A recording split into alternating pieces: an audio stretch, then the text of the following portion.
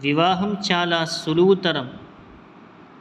ఇస్లామియా షరియత్ ప్రకారం వివాహం కార్యం చాలా సులువు. సరైన ఇస్లామియా వివాహం ఇంత సులువుగా ఉంటుందని ముస్లిమేతరులకు చెబితే బహుశా అది వారికి నమ్మశక్యం కాదేమో. అంతెందుకు, ఆ మాట వింటే నేటి ముస్లింలు ముక్కున వేలేసుకోక మానరు. ప్రస్తుత దురాచారాలు, స్వయం కల్పిత ఆచార సంప్రదాయాలు అలా అఘోరించాయి. మరి వాటిలో చిక్కుకున్న ముస్లింలు ఇస్లామియా ఆదేశాలకు ఎంతో దూరమైపోయారు. చివరకు పరిస్థితి ఎంతగా దిగజారిపోయిందంటే, వాస్తవ ఇస్లామియా విధానం ముందుకు వస్తే దాన్ని గుండెలకు హత్తుకునే బదులు అసలు దాన్ని ఇస్లామియా విధానంగా అంగీకరించడానికి కూడా జనం వెనుకాడుతున్నారు. అంత దయనీయంగా మారింది పరిస్థితి. కానీ ఎవరు నమ్మినా నమ్మకపోయినా ఇది వాస్తవం అండి.